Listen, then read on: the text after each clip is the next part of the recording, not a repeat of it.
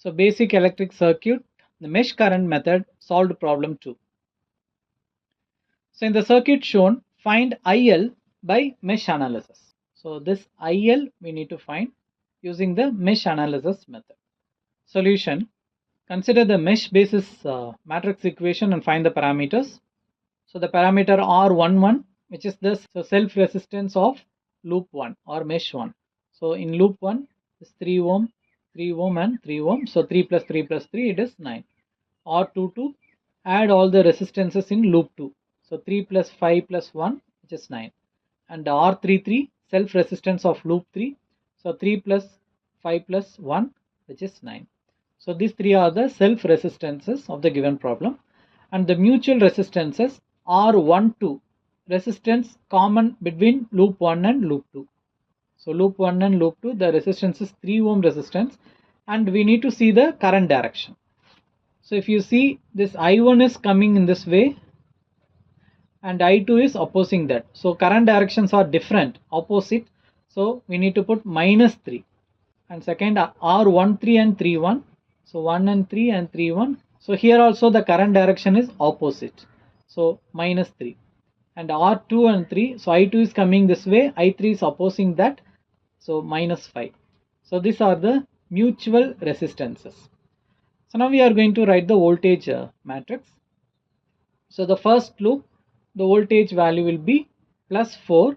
So here in the clockwise direction, the EMF is leaving the positive terminal, so +4. And V2 for loop 2, it is leaving the positive terminal, so +8. And in third loop, it is leaving the negative terminal. So you can see the direction is coming like this, and it is leaving the negative terminal, so -6. So you have to be very careful with this sign.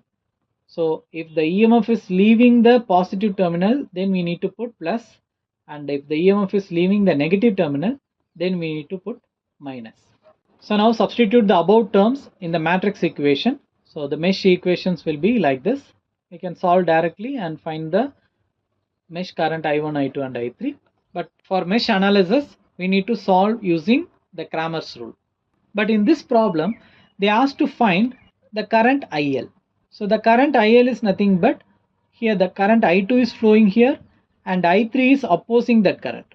That means I2 minus I3 is IL. So we need the current I2 and I3 alone. No need of I1.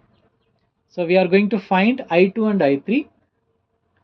So IL is equal to I2 minus I3. So in order to find mesh current I2 and I3, let us define three determinants. So first determinant is del. The R matrix directly we are taking as a determinant, that is del. And the second is del 2. So del 2 is determined by replacing this second column of del matrix with the voltage matrix. So instead of the second column, we are replacing it with 4, 8 and -6. Similarly, del 3, replacing this third column of del matrix with this voltage matrix, 4, 8 and -6. So we defined this three determinants. And find the values of determinants using the calculator matrix mode. We can find the del is equal, determinant of this value will be equal to 252, and for del 2 it is 420 and del 3 168. So IL is equal to I2 minus I3. So I2 is del 2 by del by Cramer's rule. So you'll be getting 1.667 and I3 is 0.667. Subtracting, you'll be getting 1 amp. So IL is equal to 1 ampere is the answer. So this is how we need to solve this problem using mesh analysis method.